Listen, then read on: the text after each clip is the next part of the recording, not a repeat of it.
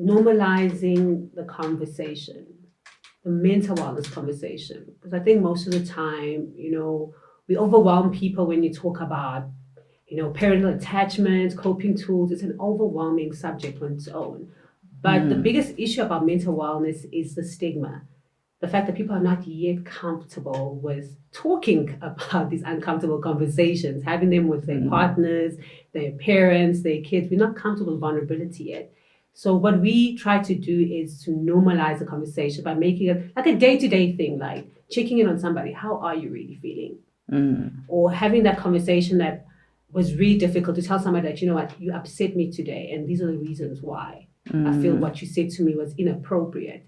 Learning to tell somebody about your boundaries. That should be a normal conversation that you should be comfortable saying, despite the fact that their reaction will not be comfortable at all. So it's getting people used to that discomfort of sitting in other people's feelings and their own feelings. But also we incorporate a little bit of fun, and make it like a nice activity that people can enjoy with family, friends, colleagues as well. So that's what we try to aim, to bring the conversation in all those environments. So it's consistent all around and you don't feel like, you're sticking out like a sore thumb in any environment.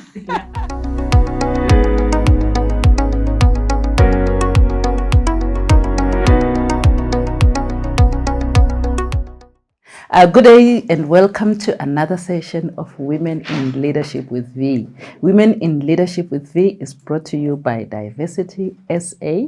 Diversity SA is a management consulting company in diversity, equity, and inclusion, and it does training, facilitation, and speaking. And today, for this very episode, we've got Faith Wesson. And to start, who's Faith? Wow, that's a very jam-packed question. Might take me a lifetime to answer, but I think I can say Faith is an innovator. She's somebody who's very daring to push boundaries. She's an empath. She's a mom who likes doing cartwheels with her kids, running around in the sun. Yeah, and she is an advocate for mental wellness, for people's human rights. And yeah, I'm an all-rounder person, just loves life. I'm a glass full type of girl. That's Faith in a nutshell, pretty much. Yeah, that's interesting. You're an innovator, you're a businesswoman, you're a mother, and you've got all these roles, and you're an advocate, ambassador. How do you balance your personal life with your professional life?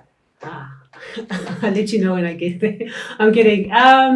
I think I will just quote Shonda Rhimes when she spoke about sometimes when you are successful in other areas, you're actually failing in others. So balance, I think, is a bit of a perception thing, because I feel that if I have a strong routine for the week, and what I normally do is I wake up at 4 a.m., do my prayers, and then do a little bit of learning in the mental wellness space as well as just business stuff. And then afterwards, I have spent a little bit of time with my kids getting ready for school, then do a bit of exercise, and then the second part of my day happens. And what I try to do, especially with family time, is, when I go pick up my kids from school, I spend a little bit of quality time, a lot of hugs, a lot of very meaningful conversations. So I try and balance it out with quality rather than quantity, because as you know, as a businesswoman, quantity is not a thing.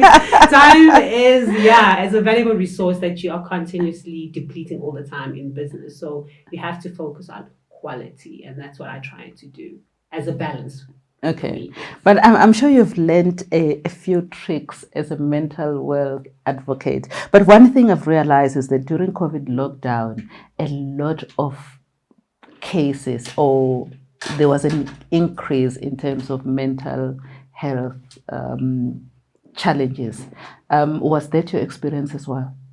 Yeah, no, definitely. I think also on a personal note, it was very hard mentally, because you went from having freedom to walk outside, do anything you want, go anywhere where you want to suddenly being told that you can't go anywhere.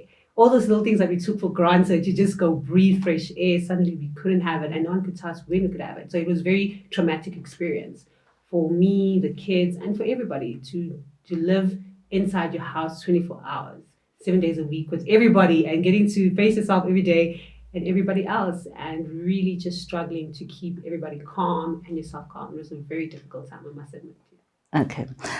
In terms of mental wellness, there are a number of practitioners out there who are doing different things. But with you, what I've seen is that you've learned to make it simpler. Um, like make it a day-to-day living experience. How do you do that? Yeah, so I think the trick is normalizing the conversation, the mental wellness conversation. Because I think most of the time, we overwhelm people when you talk about, parental attachment, coping tools. It's an overwhelming subject on its own.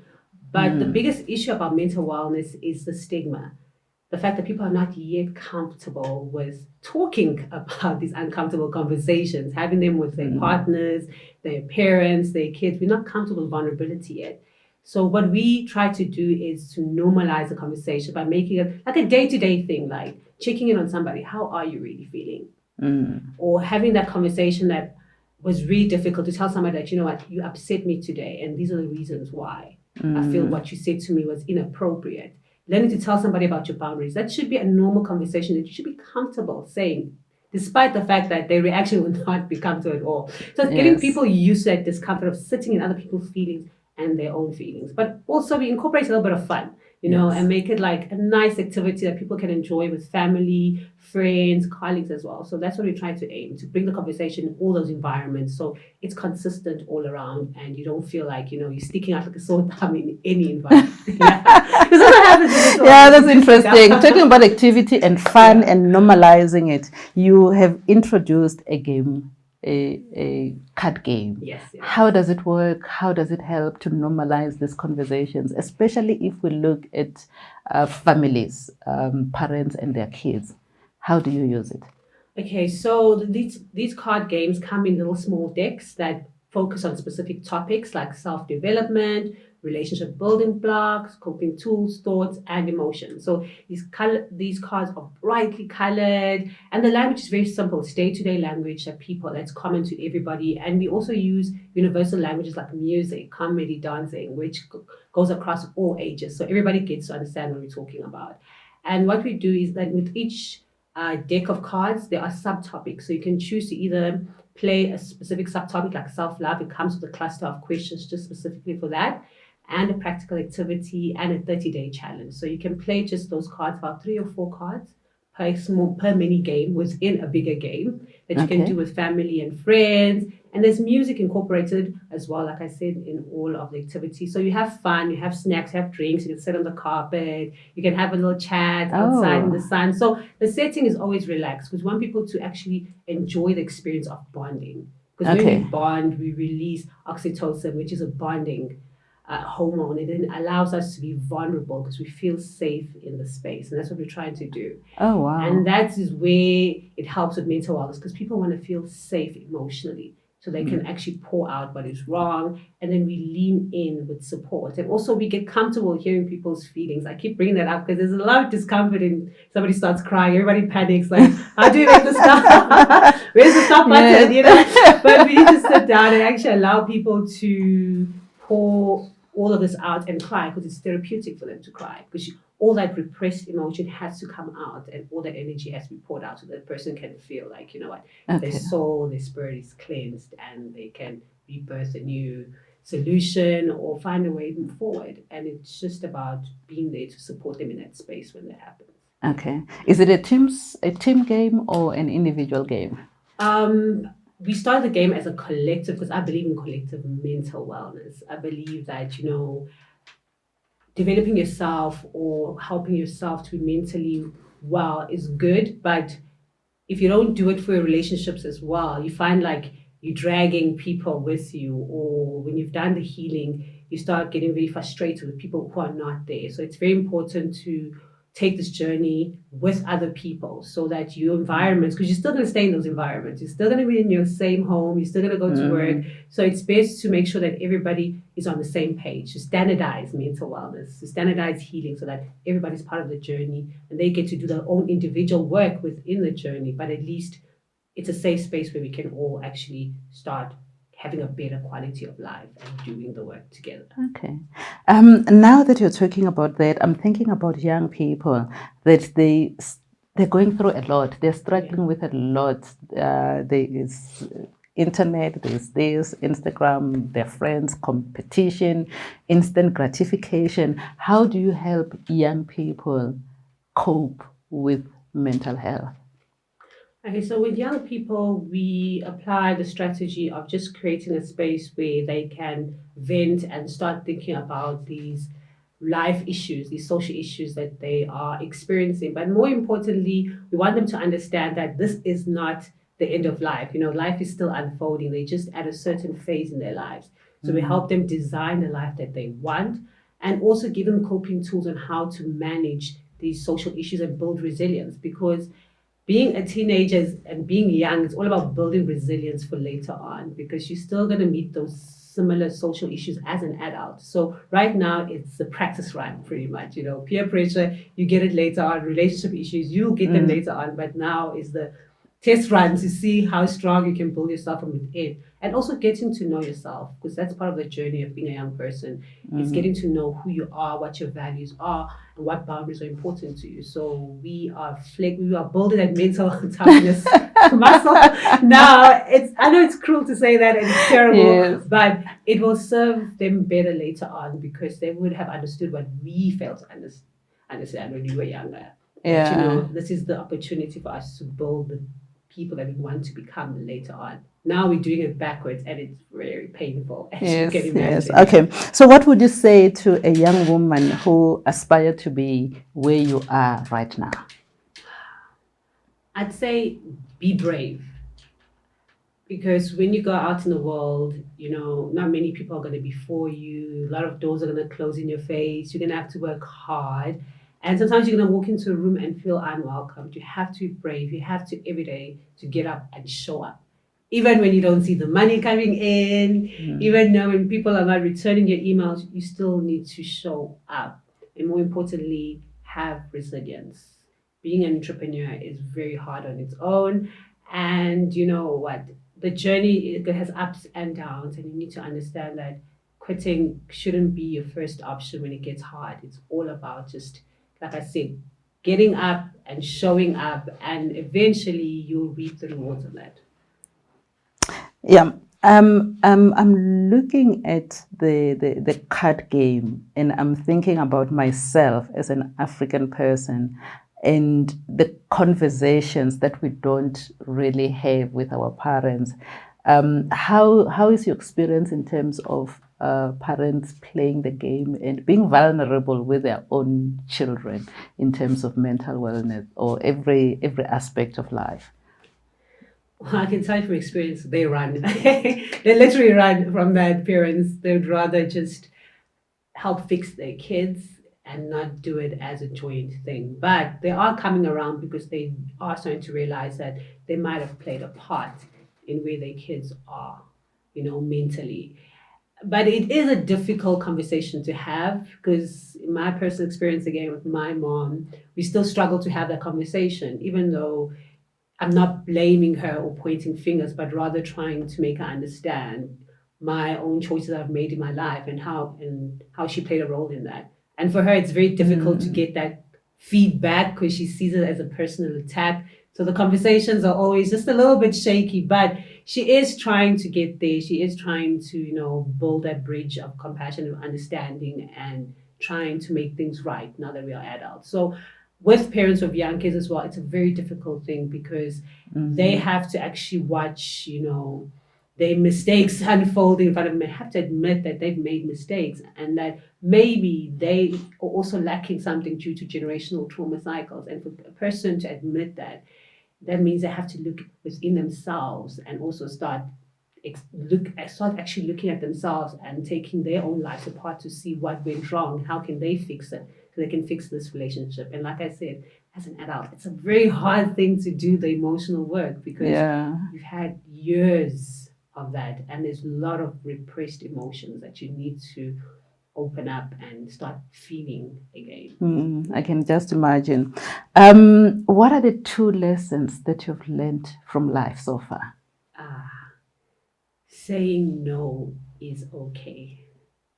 I think I've learned that especially in business. I said that very slowly because Yes. this week I think I've offended a lot of people already this week. So They'll yeah, forgive you. Don't worry. They'll yeah. forgive you. Well, it's gonna be it's a tough one, I must admit, because for me, I'm an empath and I really care about people's feelings. So to be able to say no and then hold my ground, it's very uncomfortable for me internally, and then to watch people's reactions as well is very uncomfortable because people don't just simply say, okay, that's fine. It's a back and forth, and you can start feeling the tension building. So it's important because, like I said, time is a luxury. It's a very expensive resource, and I don't have a lot of it. And I've already feel guilty that I don't spend enough time with my family. And so now I'm very conscious of where I spend my time. So saying no now for me means that I'm choosing what I want in my life because I have a life plan and I also want to enjoy my life with my family. And so when I say no to somebody, it's not personal. It's just simply not something that I want now. And I hope that they will understand that and be comfortable with that discomfort. It's not rejection. It's just simply not for me. And I think the second lesson I've learned is invest in yourself. Okay. Because when we speak about women entrepreneurs and wealth, it's all about investing in yourself, building your skills. Because you might lose your house tomorrow, you might lose all the money you've accumulated, but if you have the skill, you can rebuild and get that back and even more. So it's very important to be educating yourself, to be building your skills because you literally are the key to your wealth. Wow. Yeah. Okay, that's good advice.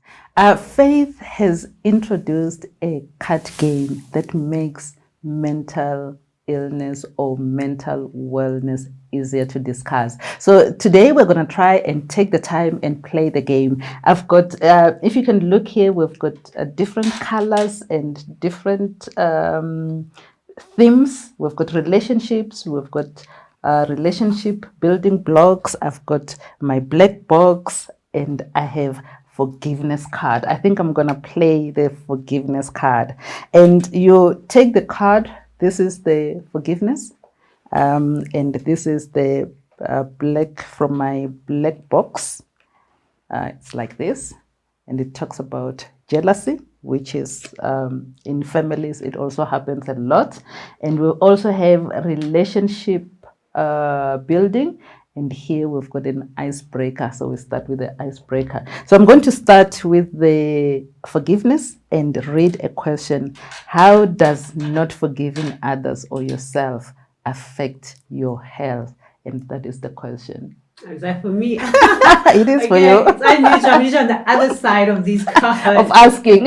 Today you're playing the game. So I guess I am playing the game. In my feelings, it's all about my feelings. My feelings are real, my relationships, and the way I see the world. So, wow, I think for me, it really just, I feel it on a physical level where I tend to get a lot of migraines. And also, it builds up a lot of resentment in me. And I distance myself. I withdraw from people when I don't forgive them or move past something. So I go MIA, I go missing on you. Literally, I go missing on you because I erase you. It's very hard for me to be able to keep the relationship going if, we haven't really dealt with the issue of what happened that has caused the rift between us. So, yes, Okay. it's a very hard I've chosen another card from my black box, and this is abandonment. I think I chose this one because I know it's very relevant. What is your immediate response to feelings of abandonment? Wow, I know how everybody feels when I do this. Oh, wow, I think it is fear that I'm not good enough and that, you found somebody better. So this could be whether it's family or even in relationships, the feeling's always the same. It's just like very kind of crushing. And I suddenly have panic attacks and I can't breathe properly because, I don't understand. And then it kind of like triggers this rambling of questions I keep asking to try and find out what has happened, how I can fix it. And, I just really spiral. So that's how I tend to normally, respond. That's my first reaction. But as a mental wellness practitioner, I then have to reach out in my bag of coping tools and then, get back to balance and deal with the Okay. problem. I think we're going to play two more. Let's start with relationship building blocks, and we are talking about boundaries. Do you take the time to know the boundaries of the people in your life? I didn't before, but I do now because I found that a lot of conflict arose because I would step on people's toes unintentionally. So for me, as a person who does not like drama, I prefer to understand where the lines are drawn. And having that conversation actually helped because I knew afterwards, like this person, you can only take them this far. And then afterwards, it's dangerous grounds. So it makes me conscious all the time when I speak to people or when I do something that where their limits are and how far I can push them. So Okay. yeah, it has helped a lot. I And think I'm enjoying this something. game. I'm doing one more. I had to pick this one up. I think you can ask me this one. I hope it's not difficult. Choose the simple one, please. I don't want a difficult question. No, I think. So she is now choosing from Who Am I deck. Yes. Okay, so we're going to speak about compassion. So I'm going to take you straight into the deep end. What is the worst thing you've ever said or done to yourself when you experienced failure? Oh, goodness. Yeah, that's a hard one. I'm hard on myself. I'm hard on myself. Like I would wake up in the middle of the night and I would rehearse the failure, and that's that's personal to me. Yeah, I think we are more hard on ourselves than we are hard on others. So these days I try. I think it's about getting old. These days I try to forgive myself. Even if I've made the most stupid mistake, I look at it, I'm like, you know what? Don't worry. There's still tomorrow. So I've learned a lot. But before I used to not forgive myself and I would rehearse that mistake over and over again in my head, and I would live it throughout that rehearsal. So yeah, that's a tough one for me. But I think I'm learning. I'm getting better. That's good. Okay. Let's find one that's not. So let's take you out of the deep end. So maybe no, don't worry. This one still does. Coping mechanisms. Okay. Do you want to do coping? Lies and secrets. Let's not do that. Lies and secrets. No, it's very general. It's very general. I don't want to hear. You don't want to hear my secrets. No. We don't dive deep into people's secrets. Okay, sure. Okay, no. Let's find you a nice one. Name a few things you lie about often. Oh, goodness. Did it get too deep? The things I lie about, not much. I think I'm an open book. There are stuff that I wouldn't say loud, but I wouldn't lie about at all. So, yeah, lies. I try to live as open as possible. Yeah. Okay. Maybe secrets, not lies. You want to dive deeper? No. Don't go to secrets. Okay, there you have it. Faith, maybe just explain to us where we can find the game, where we can buy the game. I'm enjoying it already. I saw some questions that I really want to ask my family and friends, especially my friends, and some of them are watching. Yeah, no, definitely. It's a great game. So you can find the game on our website, imafeelings.com. We have an e-commerce website, so you can purchase it there and it's delivered to you. And any questions you have, you can contact us on the contact page on our website. But also the game is very simple and easy to play. So the instructions are, all of them, they're the same type, the play is the same. You get to also choose how you want to mix up the experience. Like I said, we have like subtopics within each deck, so you can tackle that, or you can just take a shot in the dark. Yeah, no, and it's just see everybody's expression. It's interesting. Yeah, yes. So everything's on our website, the information and also the purchasing, and you can also hire me to be your host. If you're afraid of your family or your friends, I come in and then you facilitate the game. Yes, yeah, no, that's interesting. And the most important part about the game is it's thrown in a party style. So we throw mental wellness parties with the game, which means we have everything that makes a great party. We have music, snacks, drinks, preferably Oh. non-alcoholic at the beginning, and then we have karaoke at the end. So we make sure that people go through a very beautiful, unique experience of bonding, and then they end it off with a little bit of dance to shake off all the feelings and just balance it off. Yeah. Ah, that's interesting. And there you have it. Faith, that was Faith Wesson and her card game. It's beautiful. I saw some interesting questions about relationships, about coping mechanisms, about relationship building blocks, forgiveness. My black book is quite interesting. And if you like that, you can buy from her website in myfeelings.com. And this episode of Women in Leadership with V was brought to you by Diversity SA. Like us, share, and subscribe. Thank you. Bye.